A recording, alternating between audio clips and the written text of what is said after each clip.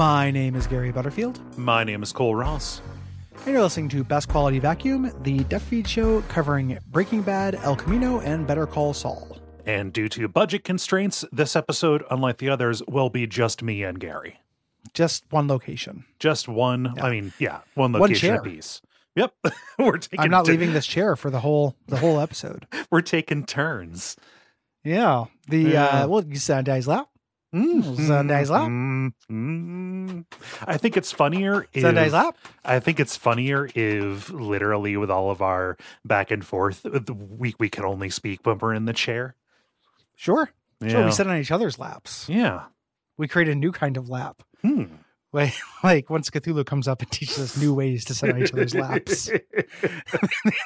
The great old uncles have risen. Oh, Santa has suppressed him uncle. For so. No, this week we're talking about Fly, divisive episode of this show. It was written by Sam Catlin and Moira Walley-Beckett, directed by Ryan Johnson. You know him, and it originally aired on May 23rd of 2010. Yeah, and Walt, this is just a character episode. Yes. The plot doesn't move. Walt has just realized that Gus is only going to protect him as long as he continues cooking, and this is fucking with him. He is in a bad way, and he goes super crazy over a housefly. Yes. And him and Jesse hang out and talk. And that's the episode. That is what happens. Yeah. It's very infamous and divisive. Yeah. In this thing. And it's funny, like watching it again, I was like, this is a good episode, but it is impossible for people to be normal about it. Yeah. You know, I get very, I think there's a lot of overcorrection on this episode. Yeah. Like both from the fans and from creators, the creators even like have just like bending over themselves to pat themselves in the back with it. Yeah. And it's a good episode because Bryan Cranston and Aaron Paul are great actors. Yes. The character stuff that happens in this is really good. It's just also, and it's not a disaster either. It's not like just because Gus doesn't kill somebody, it makes it a bad episode either. Right. It's just, to me, this is somewhere in like the upper middle of a thing. And the way that it works, like forces a stronger reaction than that. Yes. Almost. We are pretty much in the same spot. Like, I like this, I think it's interesting, and I'm happy that Breaking Bad as a show and as a concept can fit this, right? Yeah, support this every once in a while. Yeah, I think that there is an awful lot of, prizing novelty that happens. Yes. Like, okay, this did something interesting, therefore it must be the best thing possible because it is so different than the rest of the show. Or this did something that does not match Breaking Bad to me, so therefore this has to be terrible because so much of this is slapstick. And it's like, my dude, have you seen season 1? People not being able to be normal is a way to put it. Yes. Yeah. It's a concentrated version of both those things. Like I like the slapstick of Breaking Bad. It goes over the line a little bit for me in this. Yeah. Being a little silly. You do have characters acting out of character to a there degree. There are pratfalls. Yes. Like there's straight up like clown stuff that happens in it. Like a literal clown might do. And that's not necessarily what I come to the show for, but the actual, once you get to the character stuff, like that as a way to set up the character stuff is all in line with the show. Yeah. And it's very good.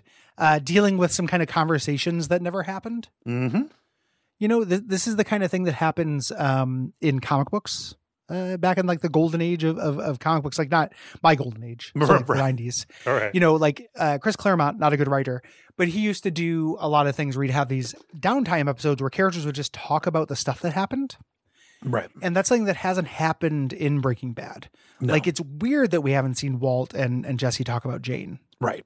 Like it's a huge event for them. We assume those conversations have happened, but we've never seen it. No. To me, that is the best thing this episode can do, other than all the director tricks about the fly and what the fly symbolizes and all of this stuff. Right. Get that out of here. Please. Just give me an opportunity for these two characters to talk. And that's the thing that makes this episode good. Yeah. And it leads to one of the most tense scenes in the entire series. Yeah. Super tense. Like really good. Yeah. Yeah. Yep. So this is a bottle episode. And if there's anything that listening to a commentary or listening to a podcast about a show will hammer home, it's what is ADR and what is a bottle episode. Yes. Vince Gilligan loves to talk about this. Yeah. This is just an episode that takes place in one place to save money. They'd run out of money because of all the big swings in the first half of the season. They had to make the Super Lab set. They had all the action, all the gunfights and stuff. So they needed to do this to get under budget. Right. For this is the same thing that happened with 4 Days Out. They draw that comparison a lot in the podcast. Yep. Even though that went over budget. Right. Famously. Yeah. This one actually seemed to have managed to have gone under budget, despite the fact that they did, spend a lot of money on stuff. Right. Some silly stuff here. Well, yeah. Getting people to come in with the VFX artists like walking around with a big shiny like globe on a stick to like photograph so they could make a reflection map for the fly in different positions. Stuff like that. Yeah. Hiring this incredibly talented man to create fake flies that they weren't going to use. Just to be the marker of where a fly would be. Yep. Because I'm led to believe that Aaron Paul and Bryan Cranston couldn't pretend like a raisin was a fly, or like a dot, M&M. They could have used a Skittle for this, but instead they had like the best fake fly maker in the world. They could have fly. They could have used a post-it note that could have been chroma keyed out. But there are all kinds of things that they could have done. But they went with them more. They're always going to do that. Yeah, that's Breaking Bad for you. Yeah. We spend the entirety of this episode with Walt and Jesse. There's only one like non-studio set location, which is the laundromat. It costs tens of thousands of dollars to move the production between sets, right, between locations. And we kind of already hit like why people are divisive about this. And we can talk about individual moments, I think, about specificity there. I think even the people who are reacting to it, this is going to sound a little patronizing, and it maybe is a little bit, but the people who think that they don't like this because they don't like that it doesn't move the plot might be reacting to how silly it is as well. That's the reaction that I've seen more commonly than this doesn't move the plot. Yeah. I remember when it came out, the thing I saw a lot was just, this isn't Breaking Bad because like I'm used to this for like action and more like material stakes. I guess like that kind of tension. Yeah. I remember seeing that there not being that. And I think that it wasn't just, somebody doesn't get iced. There are these little, these fun montages and stuff like that. It's fucking silly. Like it is a silly episode of the show. The live watch along reaction, again, back in the day, reading the Something Awful thread while the show was airing was, is this really all this is going to be? Yeah. It's some goofy shit. Yeah. Not that I agree with that, but that is, kind of the real time thing. Yeah. It ends up feeling mixed to me. Yeah. So this is directed by Ryan Johnson. We know Ryan Johnson at the time, a rising indie filmmaker, had done Brick and The Brothers Bloom, both movies I like quite a bit. Yes. Was working on Looper at the time, a movie I also liked quite a bit before he fell into a Star Wars hole and started doing stuff I liked less. But good director. Fine little man. The most useful, the podcast is all of them patting themselves on the back. So the supposition from last episode still basically remains true. Yep. It's just a place to go to hear people say how good they are. Even if I agree, that's not very interesting.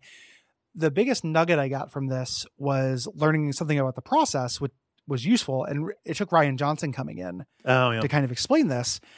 He said that, one of the things they do when they're talking about this, they have the writing, and then they have a meeting with the writers and the director and the editor, and they do a tone meeting. Yeah. And they go page by page through the script where Vince Gilligan specifically, like not just, he didn't write this episode, but he does it for the different episodes, talks about the kind of tone that he wants for this scene.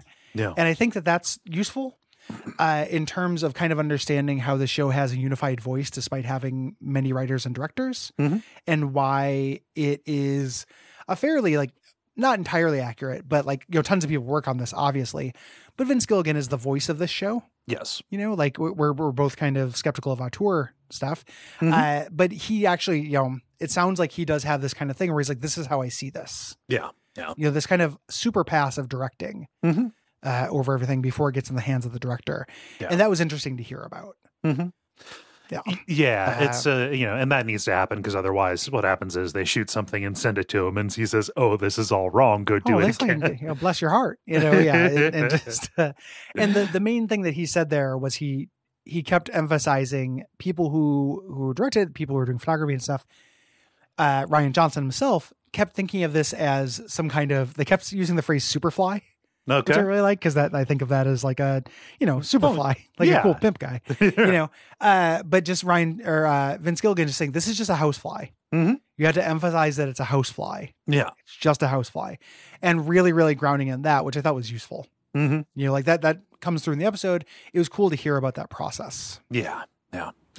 The commentary, they didn't have Rian Johnson for it, so it was just a lot of praising Rian Johnson as a director, not just for the end results, but also for just kind of how focused and committed he was.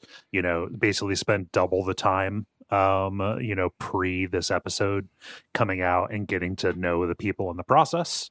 In order to do this, because this was his first episode of television that he ever directed, is the thing. He would go on to direct, I think, 1 episode a season after this. Not very noteworthy episode in season 4, and then Ozymandias in season 5. One of the best episodes of television ever made. They wanted to get him in for season 2. As well, but there was a scheduling thing. So I've got some fandom said it worse from the trivia. Yeah, this stuff all sucks. I read this stuff too. This all sucks. Much of the fly hunting scenes with Jesse and Walt mirror Moby Dick, with Walter playing the role of Captain Ahab and Jesse as Starbuck. Parentheses, with the fly, of course, being the whale. Thanks, bud. Thanks, freshman English. So many mirrors. So many parallels between Walter White's story and Captain Ahab's story. If you zoom out enough, you can make anything work. Oh yeah, but that shit sucks. Not saying that the fly doesn't represent things. I think that this episode is actually like too obvious with that stuff. Oh yeah. It's all corrupted. It's all contaminated. Okay, buddy. Cool. Yeah. Just turn to the camera and say the theme. Kind of stuff. But it's not Moby Dick. Yeah. But, so we have a very artsy cold open. We have Skylar singing "Hush Little Baby," as we heard in Phoenix, the season 2 episode, over the baby monitor, set to these very extreme close-up shots on a fly. Just doing its little fly things. Messing around with his mouth parts and front legs and what have you. The thorax. They didn't shoot these. Nope. This is stuff they found on YouTube. You get on the podcast, you get to hear Vince Gilligan go, "God bless YouTube," which is kind of sweet. As an idea, God bless YouTube. You can just get anything on there. And it's just like, oh man, sweetie. There was a fly enthusiast who just had this had this extremely high resolution footage that they could use. Yeah. What if a gross monster? We go in. Walt lies awake in bed, looking up at the blinking red light on his smoke detector. Yeah. And gets up at, this is at 2 a.m. Then gets up at 6. You get the sense he's just kind of been staring. He's got a lot on his mind. Yeah. Drives to work in this daze. Yeah. He's really having a hard time. Jesse pulls up and breaks him out of the daze. Right. And they go in and they have, just filling time while we're doing stuff at work conversation. They're scrubbing down the vessels and everything, while Jesse is recounting this nature documentary that he saw, just talking because Walt isn't. Yeah, about how hyenas, there's an alpha hyena and all the other hyenas have to scrub their genitals. I can't believe they showed it on TV, is what I love that. Said. Yeah. You also, in the notes here, you have, as they scrub down the equipment. I was thinking of the hyenas scrubbing down the equipment. that parallel to Wiki. I'm going to go to the Wiki and add that in. Just as Jesse talks about hyenas scrubbing down dicks, Walt and Jesse scrub down tanks of methamphetamines. So much of Jesse's conversation is about nature documentary, which paints a very, I like this detail, but it paints a very bleak picture of what his life outside of work is. It paints to me a picture of somebody who smokes a lot of pot. Yeah. Like, I don't know if you've ever been high and watched a nature documentary, Gary, but come on. Yeah, it's basically the one of the finer pairings. Oh, like, yeah. I more or less stopped, doing gummies because I was fucking with my sleep. Uh-huh. But beforehand, it's nice. Yeah. Jesse's complaining about the fact that they have to do all this manual labor themselves. Like, they should have assistants. Yeah. Who come in, water boys and things. Very funny. The idea of just bringing in, how much you'd have to be paid to keep a secret if you were a water boy. For Walt and Jesse. Super lab. Like, yo, Gatorade me, bitch. Yeah, I love it. Very funny. Yeah. And they set a timer, 15 hours for the machinery to do what it needs to do. And Walt's anguishing over the numbers.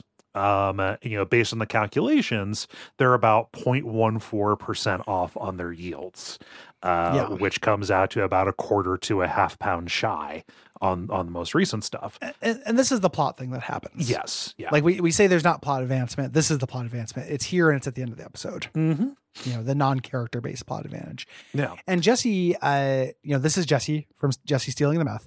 Mm-hmm. This is him, and he starts proposing things. Right. But not really accounting for how anal retentive Walt is. Right. What about spillage? Mm-hmm. There is no spillage. And Jesse keeps, what about evaporation? What about that gunk that's left over, the vestiges? What about evaporation or the other one? Yeah, I love the other one. It's very good. Yeah, these vestiges, right? And Walt kind of won't let it go. Jesse goes to leave, and Walt's just kind of sitting there. Just like, are you okay? Walt's like, yeah, why? He's going to stay back here to, look over this. To hunt down this one small nagging detail, and then another small nagging detail shows up. Yeah. He's doing that because of the existential spiral he's in. Yes. About getting killed by the cartel the second he stops cooking, being in the gilded cage. Yeah. So this fly shows up, and then Walt starts doing some Looney Tunes shit. Yeah. Trying to kill with his clipboard, flailing around. God, people on the commentary thought this was the funniest thing in the world. I don't really get it. I'm not immune to slapstick. As a thing, but like, boy, oh boy, just why this is like Malcolm in the Middle. This is hell. Yeah. I don't know. It doesn't talk for me. I can as a thing. Yeah. It's watching Bryan Cranston do something that he's very good at, but that is not necessarily in the character of Walter White. Yeah. It's a thing where for me, and this is just for me, this is subjective. It doesn't matter how good somebody is at like flailing around with a clipboard. I just don't want to see it. Yeah. You take the best person in the world at this, and I just don't care about it. Mm-hmm. So yeah. The fly lands on the ceiling. He tries throwing a shoe. Come on, grow up. That's never going to work. Yep. Ends up breaking one of the lights, and his shoe gets stuck in it. Yeah. So he climbs up the walkway and has to lean out really close with a broom to try to knock the shoe loose. Mm-hmm. And this is, if you want to be metaphor, he does it. He gets the victory here, but it's not enough. No. And that's Walt.text. Right.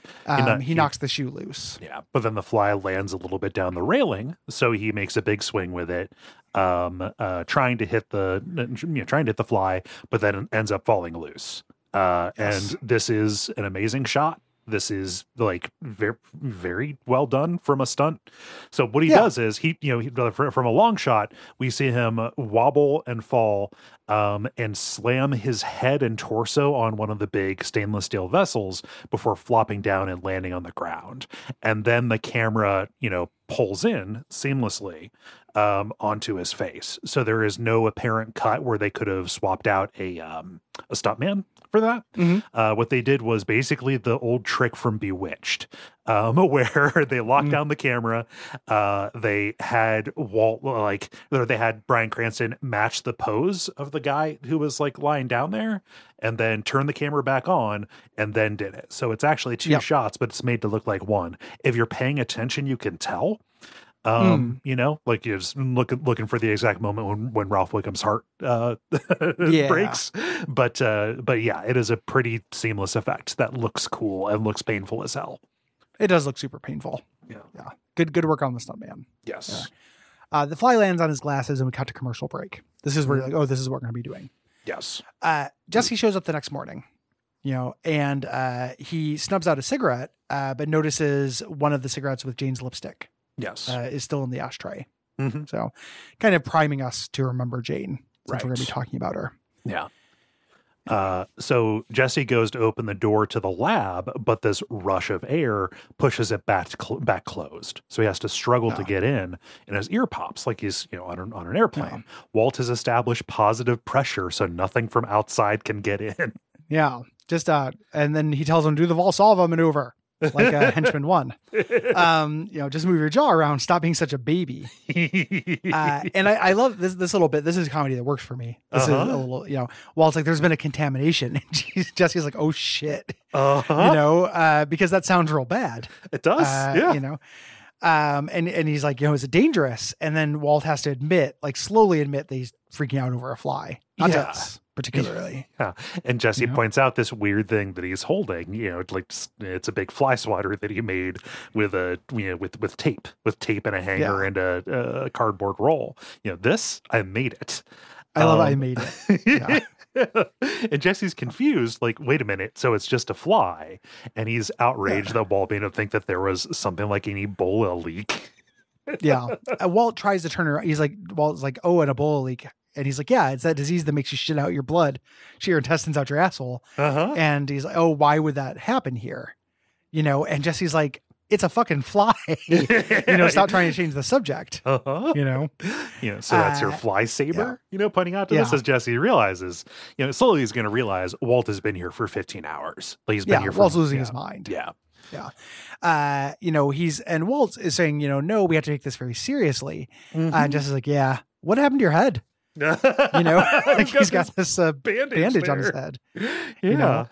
And like this is played for comedy, but that Jesse asks, like, you didn't try any of our product, did you? Because Jesse's very familiar. Yeah. And this obsession, this bad decision making possibly could be, what are you digging for? Yeah. I don't know. How deep it go? I don't know. Pretty deep. Exactly. Yeah. And Walt's in the middle of trying to defend himself, just kind of trails off because he hears the buzz and he starts walking across the room going to look for it. The timer goes off. It's been 15 hours, right? Yes. And Jesse goes to grab alkaline for the next bit of the cook. And Walt's like, you haven't been listening to me. We cannot cook until the fly's been dealt with. And Jesse's going to fight back on this. Yes. We're making meth, not space shuttles. We make poison for people who don't care.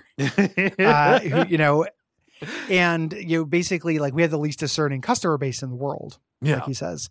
And Walt just has no rationalizing, which is hilarious coming from him. Exactly. That's where again the kind of heavy-handedness of this can come through. Like, that is what he's been doing. This is the thing he's decided to take a principled stance on. Yes. And something this small and stupid. So Jesse grabs her respirator, keeping it up and making it look like, oh, he's a fly. And there's flies on the barrels and the chemicals and stuff. And he starts trying to do the cook surreptitiously, right? Just sneaking in between the machines, getting ready to pour in some of this alkaline, talking about, the government accepted levels of rat turds in food, right? Yeah. And hot dogs eat that shit, but I don't care. I love hot dogs. As this is happening, he's trying to secretly cook just to top it off. Yes. Right. Like it'll ruin the batch. Right. And then Walt appears like a jump scare. He creepy Watsons him there. And Walt is getting mad at Jesse doing this stuff. Eventually hits him with the fly saber, which apparently hurts really bad. Yeah. There. The fly buzzes past him, and Jesse starts getting into it. I love this, this is before that, the fly lands on Walt here. Yeah. So Walt hits Jesse and then the fly lands on Walt's head. He's like, get it. You need to get and it. And just like, oh yeah. Make it count. Hits him really hard. With it. To get some revenge there. And okay, Walt thinks, hey, maybe he got it. And then we need to confirm the kill. Walt gets down and starts looking around for the dead fly on the ground. Right. And Jesse points out a raisin, dropped from one of their lunches. Then the fly buzzes past him. And now Jesse is on board. Oh man, this guy's got some skills. I'll give him that. I love that. Yeah. Gale 100% brought in this raisin. Is in my head canon. I don't think either of them would bring a raisin for lunch. No. Like Walt's almost there with his little Uncrustables that he makes. Yeah. But raisin is Gale food. Yes. Yeah. So Walt says, they need to kill the fly to save the batch. Failing that, we're dead. There's no room for air, not with these people. Mm-hmm. So that is a true thing. Yes. But he is elevating it because he's sleep deprived and paranoid. Right. Like they are actually, the fly is not going to hurt anything, obviously. Yeah. Jesse says, let's get some air. Like we're not giving up, but maybe we can come up with a plan. Right. As they go to leave, Walt says, hey, Jesse, you got your keys? He's like, yeah. He pulls them out of his pocket, and Walt snatches them and locks him out. Right. If you're not going to help, you're at the very least not going to get in my way, kind of thing. Yes. So Jesse goes up and asks the laundry workers if they have an axe. Yeah, El Axo. Pretty extreme at this point. He's also got the comedy virus. In him. So he goes and looks for a hammer, and just the different sizes of hammers they have here as he does this Pulp Fiction progression of them to get a sledgehammer, basically. And then decides, your typical laundry hammers. Yeah, just those are for just getting out stains. But then he notices the main circuit breaker. Yeah. We cut over to Walt. Just as the fly, the fly saver droops, broken. And he's going to fix it, but the light goes out.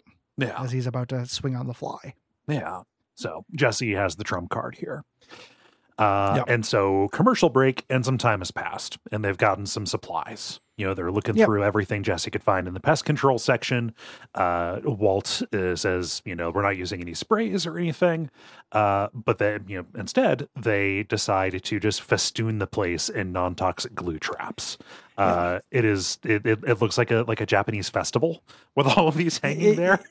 You're fucked with those? Yes, they are super gross.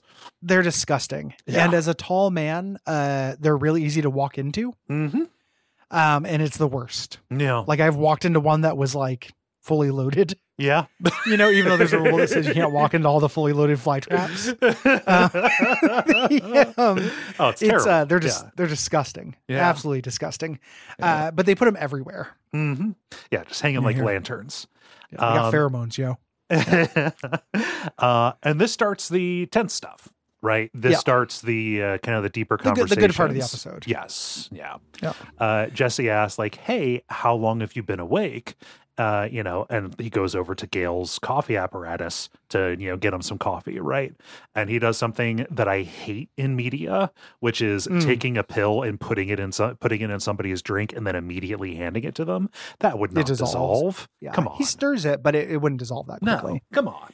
If they had been pills that he could open up, sure. Yes, yeah. You crush him up though. You got to crush up those pills if you're drugging a dog or whatever. Yeah, but hands him just a coffee laced with sleeping medicine, right? Like a lot of sleeping medicine. Oh yeah. Like 6.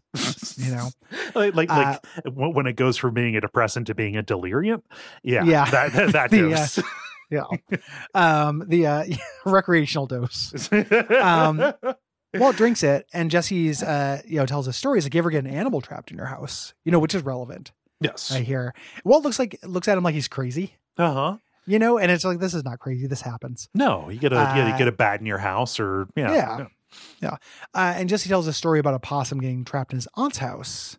He has, when did they change it to opossum? It was always possum. Anyway, the point is they eventually got the possum, but my aunt didn't believe it was gone. Yeah. She named it Scrabble, and she kept this umbrella to scare Scrabble away, and he starts getting, full of sad monologues. Yeah.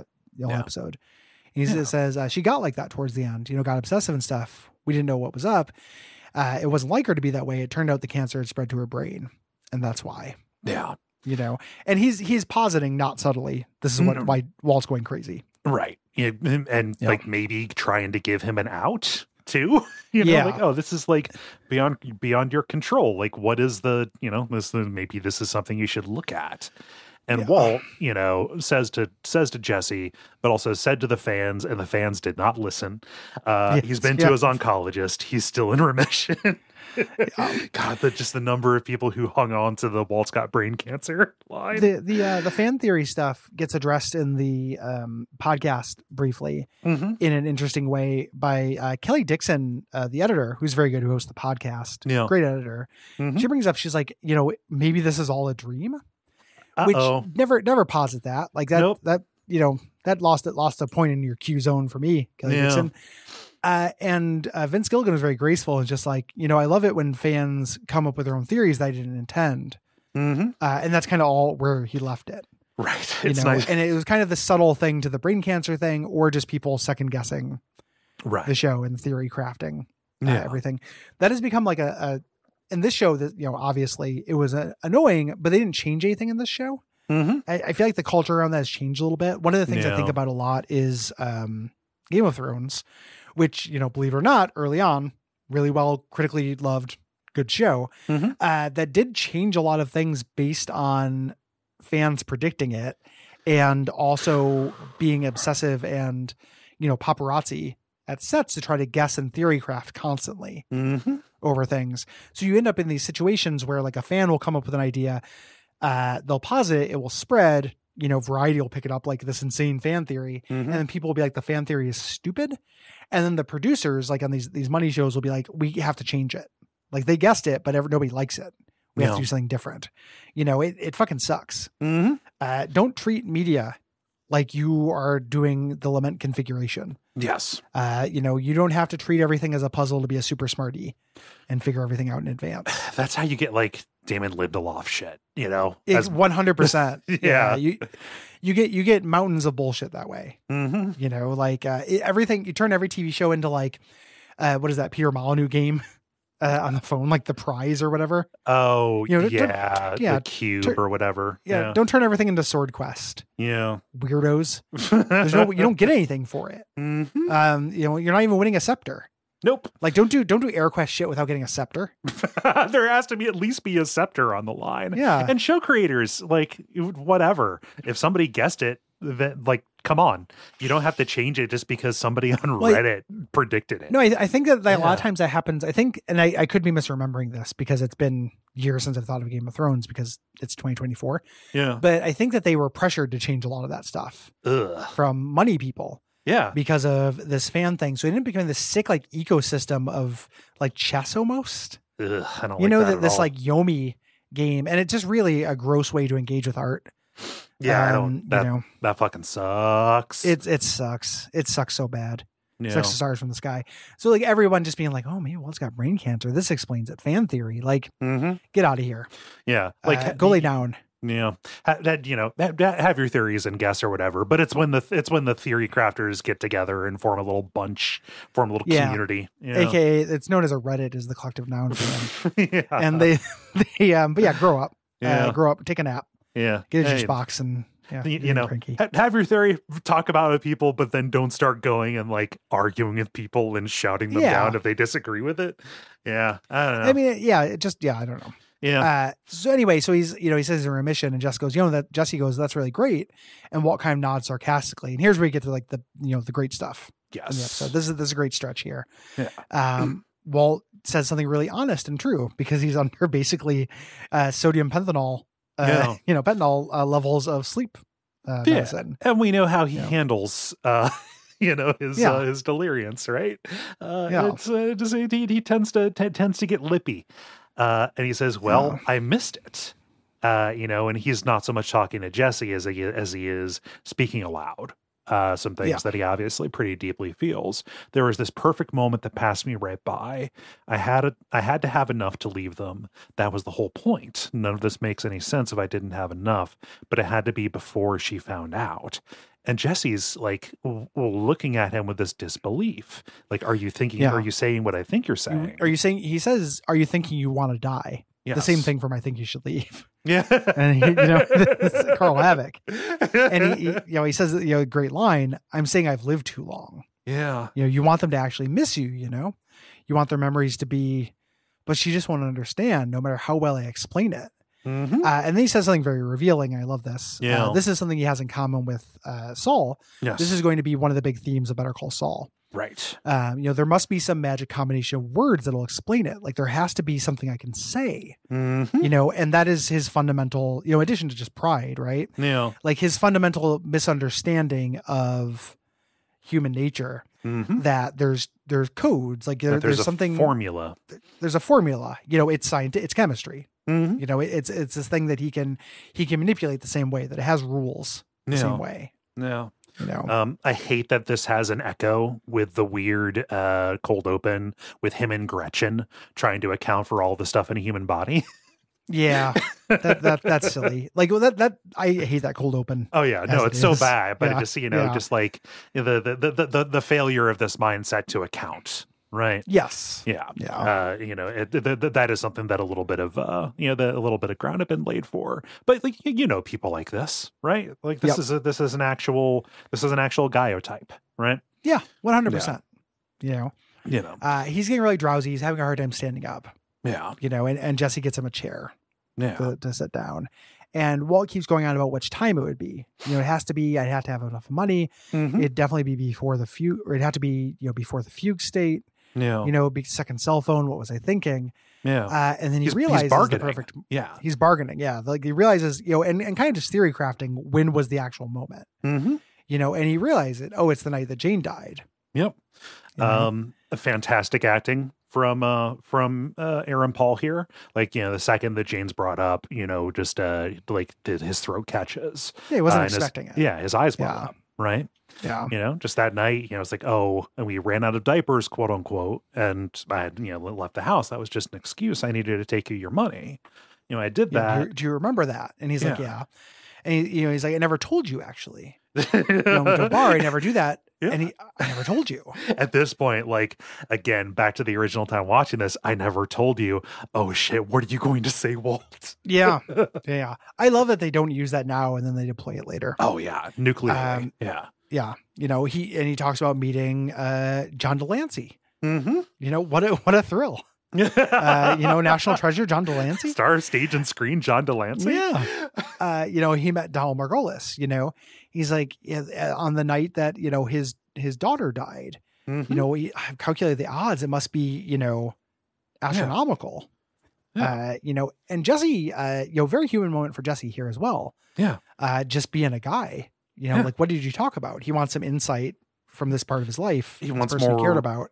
More detail in the picture, right? This is possibly something about, it's another thing about Jane that he can take with him, right? And Walt tells him, water on Mars, family, we talked about our daughters and how, he had said, you never give up on family, And Walt looks at Jesse and goes, and I didn't follow his advice, or I followed his advice. Mm-hmm. And that advice is him not giving up on Jesse. Right. There, and I think Jesse gets it. Yeah. At this point, because Jesse knows he got pulled out of, he doesn't know what Walt went and came and did, but he knows that Walt then pulled him out of that junkie den. Yeah. Later in that, and didn't give up on him. Yeah. This is a very, very tender moment. Yeah. Down to insisting that Jesse come along with him, on this cook, right? I mean, yes, Jesse was forcing his hand, but there's still the plot, like everyone fucking each other up. Yeah. And everything. But there's you don't got to hand it to Walt, but there is a core of him that is like, I'm not going to give up on family. Right. That is a true thing. Like I said from the beginning, like he loves Jesse for a definition of that. Yes. Yeah. It is a bad and toxic love, but it's there. It is a motivation, and this, calculating, like he really dwells on the odds of this, right? It's really kind of like shaking up his faith on this randomness, right? What it tells him, just that everything is just kind of bouncing around. And then Jesse, grabs him and he nearly falls over.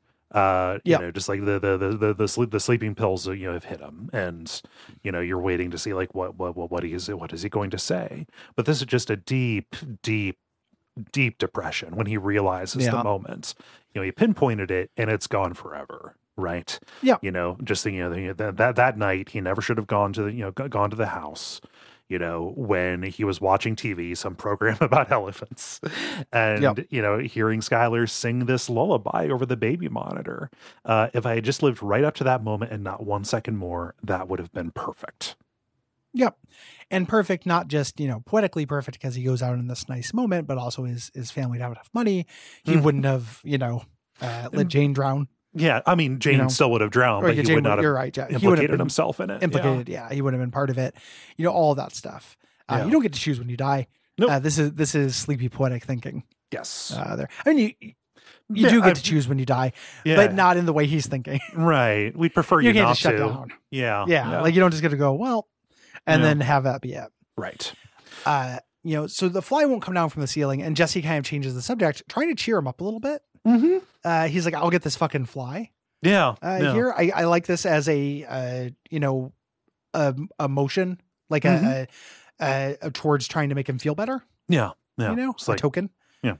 Here you go. You can't do it, but let's go work on this. Right. It's not like he's trying to distract him from it, because the conversation continues, but he's just like, I'll get that fucking fly. Also, what do you do with yourself when somebody says that was the moment I should have died? Like there's time nothing to be hitting the old dusty trail. Yeah. Welp. You give him the Midwestern whelp. And, just see you slap your knees. Yeah, I've gotta. Yeah, I gotta go. So Jesse does the most dangerous thing in the world, and puts a step ladder on 2 rolling tables. This drove me, like, ladders are very scary. Oh yeah, very scary, even in the best possible circumstances. Yeah. Like, ladders are terrifying.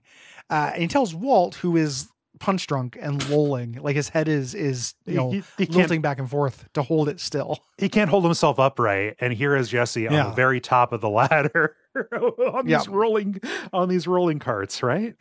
As Walt is kind of holding himself up on this ladder, he looks up at Jesse, from below, and says, "Jesse, I'm sorry."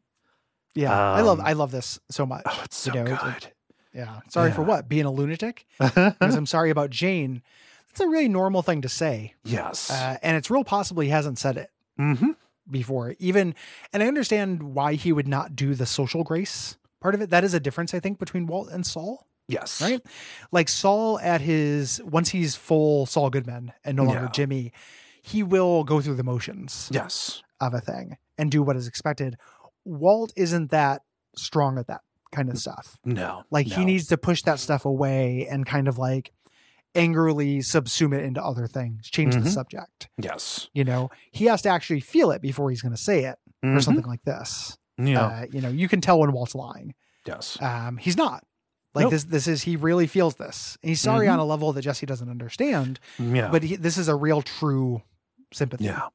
And it's just, the precarity of the situation, Jesse up on top, Walt about to nod off, and the sorry, at what level is he, is this, an apology out of culpability, right? Yeah. And they dangle this out too, you can barely mumble this, I'm sorry about Jane, and Jesse looks down and says, I am too, and Walt says, I mean it. I'm very sorry, and Jesse says something practical but heartbreaking, saying it's not Walt's fault, it's not Jesse's fault, it's not even Jane's, it's just a thing that happens, is where Jesse has come around to it, right? Yep. The therapy, despite the fact he's going to do something monstrous to his group therapy guy and everything, some of this got through. Yes. We are who we are, Mr. White. 2 junkies with a duffel bag full of cash. You said it. We'd both be dead within a week. I miss her though. God, I do. It's still, that's how it works. Yeah. Jesse whacks away, and then Walt eventually just tells, come down, let it go. We need to cook. And Jesse says, what about the contamination? And then Walt looks directly at the camera, motions to the previous seasons, and goes, it's all contaminated, baby. And then you, the audience, look at it and you're like, oh shit, he's not talking about the cook. He's talking about everything that all the good that could come from all of these things he's done, because it was done with all of this compromise and crapulence. Yeah. It's almost like you can be extremely good at something, but it doesn't matter, because if the thing you're extremely good at is bad and hurts people. Oh wait, no. And if you have to kill people to do it, it's poisoned. Yeah. So Jesse climbs down the ladder, and the fly lands on top of it. And Jesse slowly reaches for a paper in his back pocket and slams it and gets the fly. Yeah. So the crew, just everybody on the commentary, even I remember in the podcast, everybody's going nuts over this shot of the fly falling and landing. Saying like, it's 500 frames a second. It's the same camera we used to get the falling chicken. It looks so good. And it's like, the fly is it's literally just like you're watching a plastic model of a fly with its legs. It falls like a Final Fantasy summon. It does. Like it just looks like somebody just drags the picture of Ifrit down. Yeah. Like, you know, or Final Fantasy Tactics summon. Yeah. You know, it's just a paper doll. It's so clearly like a rubber toy fly. Like you couldn't have had a smashed like a model of a smashed fly made, please. And it wasn't a rubber toy fly. It's from the best fake fly maker in the world. Yep. Who they called out and stuff. Just exceedingly silly. Yeah. Yeah. There. I don't care about the fly. Walt's asleep and he's snoring. Jesse puts him to sleep on the couch and does the cook himself. Right. I love scenes in shows where somebody puts somebody else to bed. Mm-hmm. It's always like a very caring act. Yeah. So outside the next morning, you know, a bleary Walt, you know, questions Jesse about the yield. Mm-hmm. You know, 202 and change. Walt gets in the car, and again, he's still Walt, right? Like he's no longer concussion Walt here. You know, he's regular Walt, so he still has to express his love in a shitty way. Yes. Right. This is caring. This is a caring act. Rolls down and he says, Jesse, he says, listen, I couldn't say anything in the lab because it's why I might be wired for sound. Not accusing you of anything, but that £50, if they found out, and Jesse gets mad, like I didn't take shit. Yeah. You know, and Walt's not trying to accuse him like that. Again, I think he's being true here. He just doesn't know his audience. He doesn't know how to do it. Yeah. He doesn't know where Jesse's line is, you know, about being accused of being a criminal, even if it's true. Yeah. You know, this is Walt kind of being in the same territory that Jesse's parents, you know, were in. You know, this is taking Jesse back to that pretty much. Yes. You know, Walt says, I'm just saying I won't be able to protect you. And Jesse, fully defiant, says, you know, who's asking you to? You know, not just, you know, going back to like, oh, so why don't we have the Gatorade boys, you know, coming in here, spritzing us down? He just doesn't know the fullness of the situation. Right? Yeah. Yep. And then I hate this. Yes. Hate this so much. That ends with night in the condo, Walt's asleep. He wakes up and hears a buzzing. The red light on his smoke detector flashes twice. And then the third time, the fly is there in the silhouette. And then peeling guitar screech comes out and it says, guess who's back? In big, like Gene Simmons comes out and sticks out his tongue and goes, guess who's back?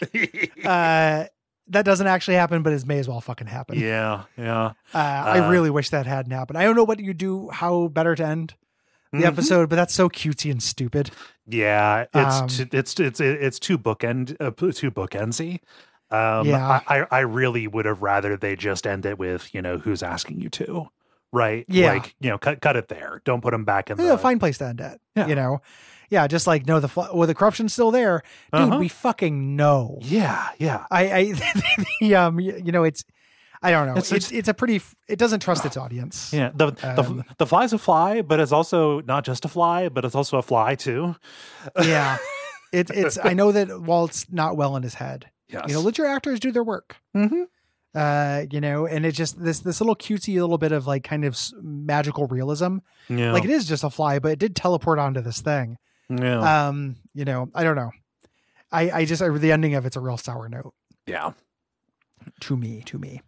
Otherwise, like a good episode that I wish people could be more even-handed about, because like I think that, you know, the stuff that's in it is really, really good. If this slapstick fly thing had to happen to have our characters just sit around and talk, it was worth it, because I need those characters to sit around and talk. I wish that the show had more of that. Every time it happens, it's great.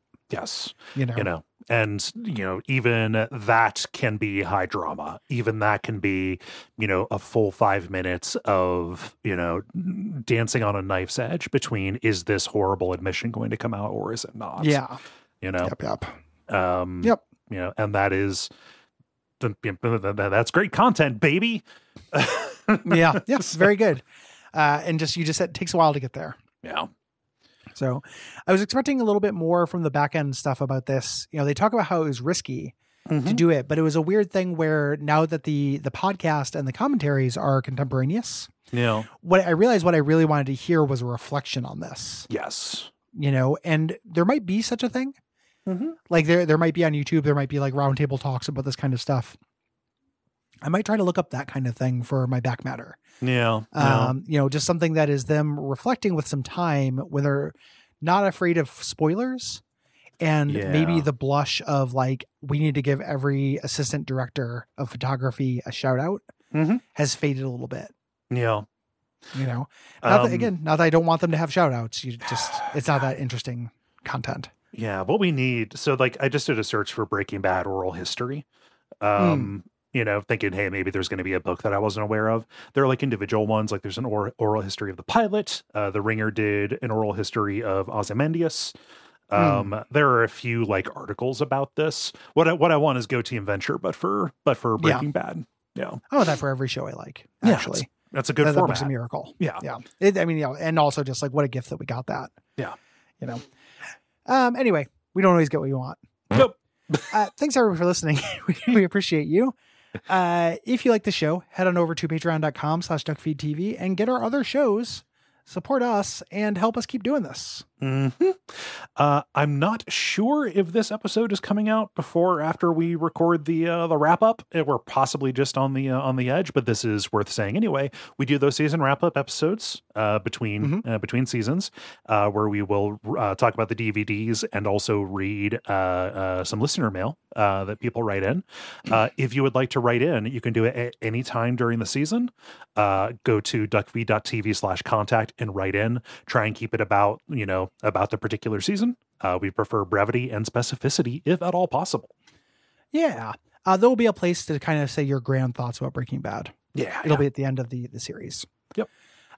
Also join us in thanking our producer, Gwen. Thank you, Gwen. Thank you so much, Gwen, our producer and the composer for our theme music. Yeah.